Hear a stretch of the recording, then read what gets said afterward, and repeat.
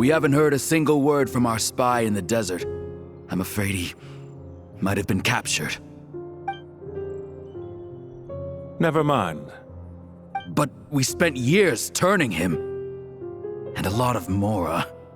Nothing comes for free in this world, but the loss is not without its purpose.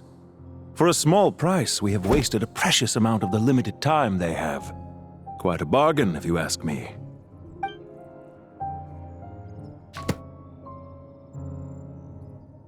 Understood. Weighing profit against loss is a necessary part of life. But to tell the truth, I have been operating at a loss since this all began. Since many centuries ago, in fact. For instance, why would a banker act as the executor of a will? If you hadn't deposited your personal belongings at Northland Bank, I would have no reason to be here right now.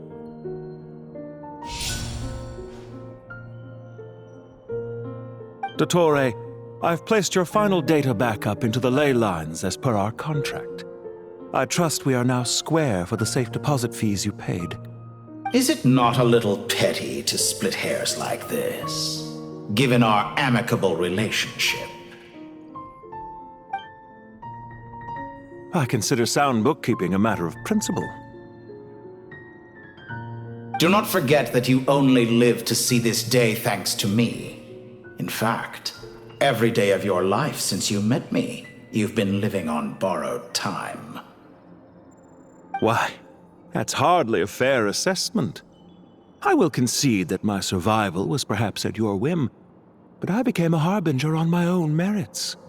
Managing money is not like other professions. Mine is not a role I could have acquired based on your recommendation alone, and certainly not one I could have lasted so long in without genuine ability. The information stored in the ley lines is quite comprehensive. Rest assured, I have not forgotten how strong your pride is. Well, I presume you have no sense of fragmentation while talking with me. How could anything possibly go wrong with such strict measures in place? The remainder of your soul was split in two, with one half sent to Nodcry and the other stored in the most secure vault of the Northland Bank. Though I must say, your disdain for the other segments is quite amusing. Zandik is you, and you are Zandik. Zandik created the segments, yet you, a segment yourself, reject him. That is, Zandik, created segments of various ages in his later years. To achieve this, he had to freeze time and part with a portion of his soul. But as constructive as it sounds, it erases my uniqueness. If each segment is equally me, then by the same token, none of them are truly me. A soul living forever in the past inevitably holds different views than he did in his later years. The same thing that completes me also restricts me. You too might ask yourself which stage of your life you want to be preserved at. The day your business failed? Or the day you were framed by a gang and sold off to a medical lab as a test subject?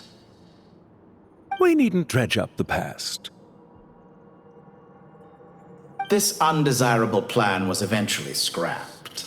Lesser Lord Kusanali was quite right. I needed an opportunity to eliminate myself. And after that, I concluded that there was no more effective plan than directly splitting the soul. Once the soul is transferred out, you will find that creating a physical body is far simpler than creating a puppet. The other half of your soul suffered a crushing defeat in Nodcry, you know. And yet in the process, I obtained the information I always wanted, did I not? Because now we finally know where the best testing ground truly lies. I once thought your ultimate goal was to ascend to godhood, but as it turns out, that was merely one of your experiments. Experiments take many forms. Most people are too eager for success, too fixated on the end goal. They forget that the experimental process itself is just as important. A suspiciously vacant seat, a new face. I trust you can put two and two together. The reason it doesn't exist is because someone tampered with the record. What can I say? After all your efforts, you really did uncover the world's secrets. So, is the new world you promised a lie? No, it never was. I am glad to be able to control Irmin's soul from within. Now I shall attempt to create a new world inside the existing one.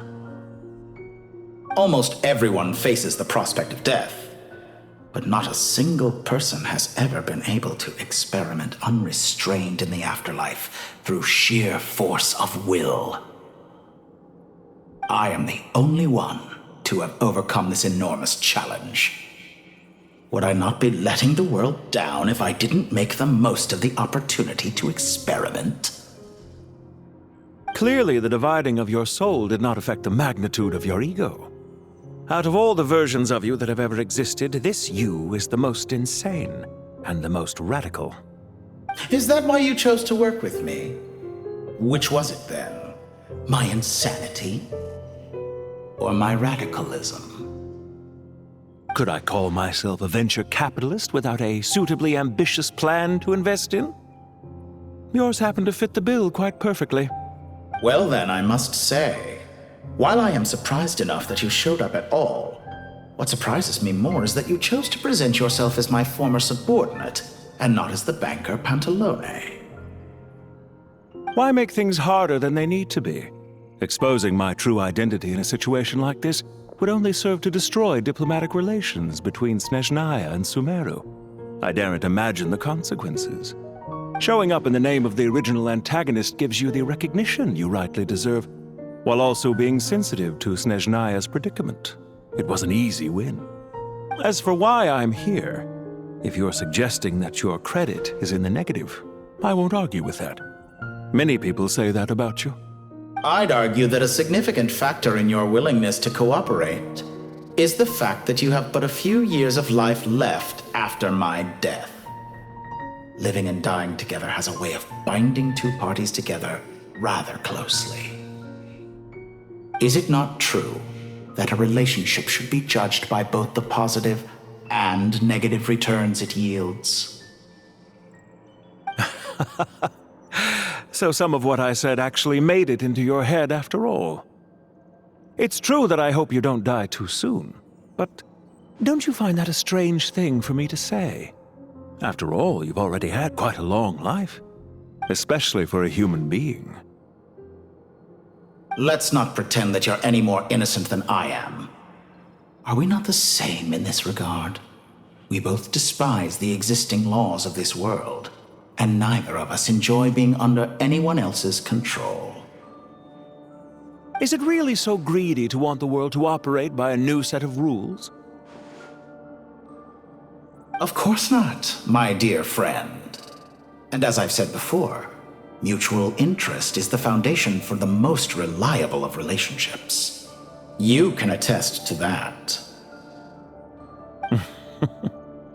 I just hope there never comes a day when I have to work too hard to prove that. Regreator, sir. People have been spotted approaching Sumeru City. How strange. Despite your access to Irminsol's data, it appears the soldiers noticed before you did. They must have found a workaround. Well, Dottore, I trust you know what this means. The fact is... They're coming. They'll breach the city gates any moment now. But even so, I would say Irminsol is a wonderfully convenient thing on the whole. If you do manage to create a new world, perhaps you could plant one outside my office, too. I'll consider it. What do you need me to do? Stall them? The experiment will take time. Stall them for as long as possible. Very well. But you're really asking for the moon here. Have you heard this story?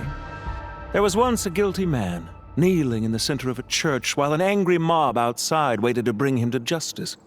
He pleaded with the gods, begging them to grant him one final request, the chance to finish confessing his sins before he was sentenced.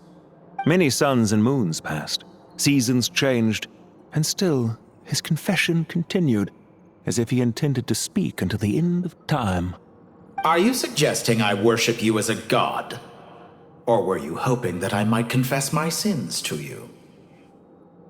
Certainly not the latter. That would make my life miserable indeed.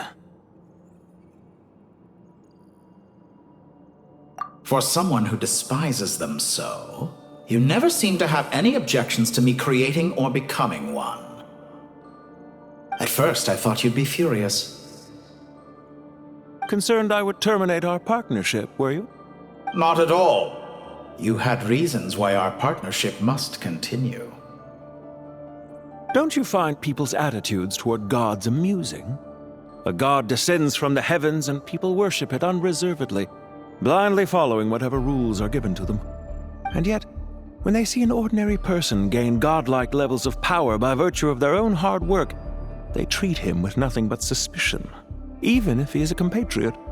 Is that supposed to be a compliment? No, I was just thinking. I pity the man who would call you a compatriot. There's no need to be so self-critical.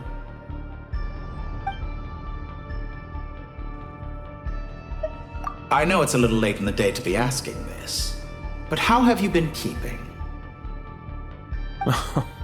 I'm flattered that you would take the time out of your busy schedule to consider my well-being, Doctor. The part of your soul that went to Nodcry caused quite a stir, sending our organization back to the drawing board on numerous fronts. It was quite a headache for everyone involved. Dear me, I must have caused you no end of trouble. You certainly did. I had the rare honor of being summoned before the Tsaritsa with Pulcinella to answer for myself. A terrifying ordeal. Don't worry, I pulled through. At most, it's a public relations nightmare. I made sure of that. Now I'm curious. How did you explain yourself? Oh, it was quite simple. I just pinned the blame on someone who wasn't there to defend himself. I could hardly be expected to defy the demands of someone as insistent as the Second Harbinger, now could I? How you slander me. You know full well that I am perfectly amenable to reason. There's no question that you are partly to blame for the ruin of my reputation over the years. Do you have anything lined up for when this is all over? Hard to say. Field work always takes quite a toll on me, as you know. Once I'm back at Snezhnaya, I'll start with a well-earned cigarette. Why are you so eager to ruin your lungs after I went to the trouble of replacing them for you? If you have an issue with it, feel free to try to stop me. What's on your mind? The limits of humanity. It's a pity. Despite running countless calculations, I find there is simply no way to reduce any further the amount of one's soul required to sustain an individual. It's rare to hear you admit to being unable to achieve something. I beg to differ. For instance, as I've told you before, the original me was prone to motion sickness and couldn't make long train rides. Ah, yes, of course. One of the reasons you often sent yourself out on errands. What are you thinking about now? A new experiment. In the event that my soul was depleted, say we extracted my data from someone else's memories, yours for instance, and then combined it with your intact soul as the base material, what would we create? Such a scenario would be impossible. Oh? As long as your current soul survives, there will be no need to create a new individual. Don't forget, you were the one who approved of the present situation wherein only one Dottore remains. And if you ceased to exist, who would be capable of performing this experiment?